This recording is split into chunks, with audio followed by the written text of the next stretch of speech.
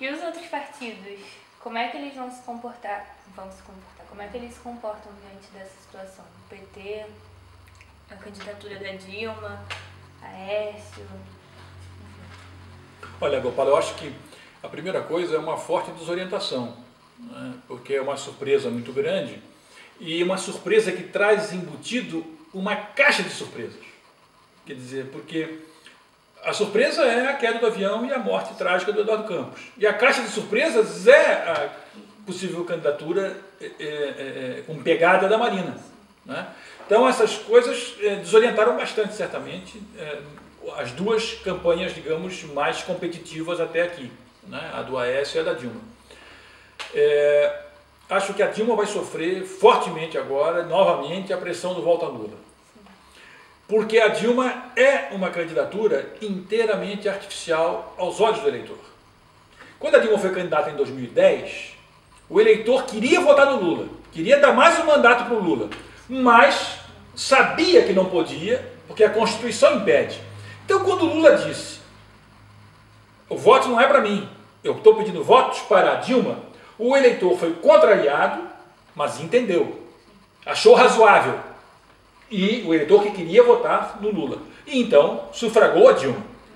Agora é totalmente diferente a situação, porque o Lula não pode dizer na televisão que não foi candidato porque não podia ser.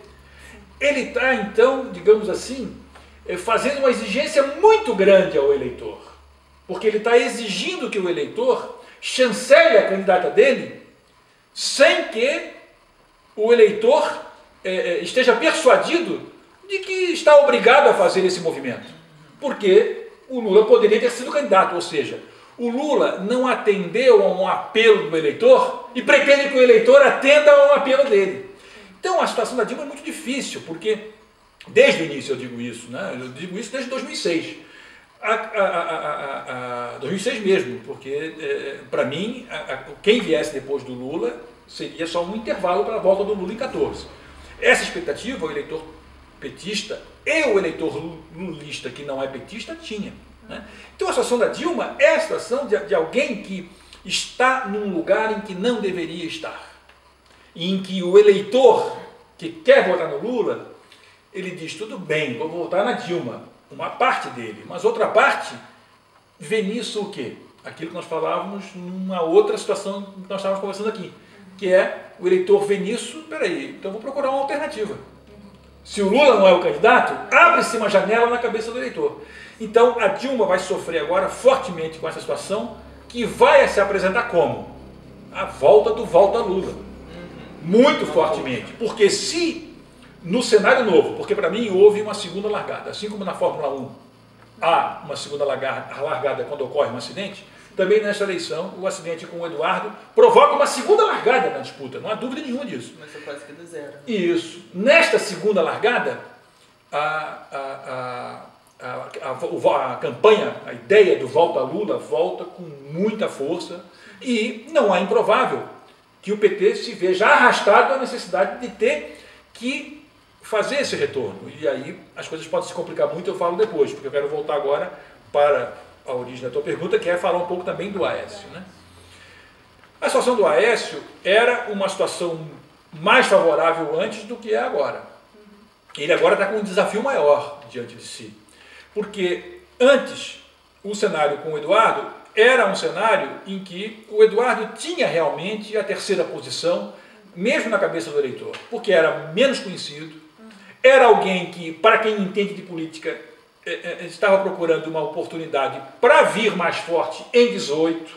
Então, embora ele dissesse e tivesse certamente uma sincera confiança de que podia vencer essa eleição, isso era muito difícil de ele operar. Essa mudança, até pelas suas relações com o próprio governo petista antes, né, que são muito recentes, mais recentes do que as da Marina.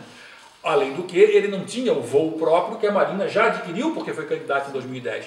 Então, ele estava realmente na condição de terceiro. O Aécio fica agora numa posição bem mais difícil, porque a Marina provavelmente aparece ou empatada ou na frente dele nas primeiras pesquisas.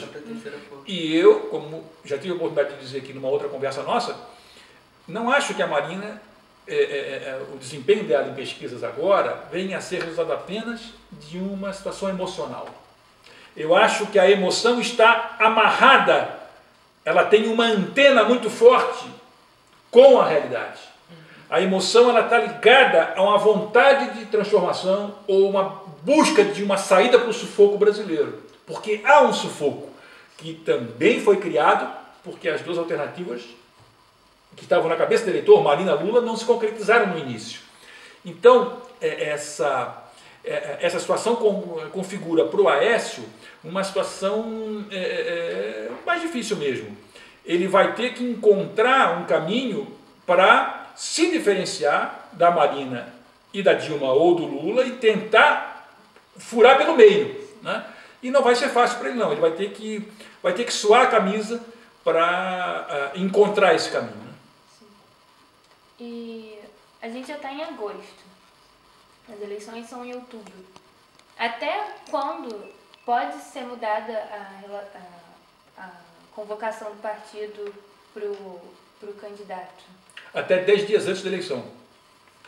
Então, um partido pode mudar de candidato até 10 dias antes da eleição. Então, é uma mudança que é... Agora, é claro, seria uma imprudência fazer isso tão em cima, né? E é bom você perguntar isso porque, veja, a substituição eventual da Dilma pelo Lula não é uma situação tranquila. Era uma substituição tranquila no começo do ano, ou mesmo até a convenção do partido, digamos assim. Agora fica mais difícil, por quê? Porque, claro, que vai dar uma impressão de improviso, de reação a uma situação, não é? E talvez, o Lula faça parte daquilo que envelheceu com a queda do Cessna, o jato. Porque a política brasileira envelheceu muito com a queda desse jato. Porque quando ele cai, ele impõe uma reflexão nutrida com emoção, em que as pessoas se dão conta que elas são empurradas, digamos assim, por uma descoberta dupla. Elas descobrem que existia uma candidatura Eduardo Campos, ao mesmo tempo em que descobrem que perderam essa alternativa. Isso pode produzir no eleitor, certamente em uma parte dele, eu tenho certeza que produz, não sei qual o tamanho dela, a sensação de que ele estava desatualizado, que ele não estava entendendo por onde é que as coisas tinham que ir no Brasil. É como se a queda do avião e a morte do Eduardo, nas circunstâncias em que ocorreu, ou seja, é uma morte que ocorre de uma liderança realmente respeitada por quem conhecia a política, pelos geradores de opinião, como digamos assim, pelos institutos de mídia, pelos grandes telejornais. Essa gente toda sabia quem era o Eduardo, mas o eleitor em geral não sabia. A reação desses mais informados no vídeo mostra ao eleitor que ele estava desatualizado e ele então tem a sensação de que escapou por entre os dedos dele uma oportunidade de ouro. Essa sensação gera uma frustração retroativa, uma frustração que remete à memória do que foi a política brasileira recente. Se você juntar isso com a frustração que já existe, perene, com a política brasileira, vocês vão convir comigo que o quadro novo que a Marina protagoniza é um quadro em que o eleitor pode dizer, peraí, então, essa é a terceira via. Então, graças à própria dinâmica virtuosa do que havia em torno do Eduardo, somada à comoção da morte dele, abre-se uma possibilidade que talvez demarque um campo do que é novo e do que é velho, e talvez então, para voltar à tua questão, o Lula seja parte do que envelheceu, inapelavelmente. E se for isso, nem o Lula dá jeito.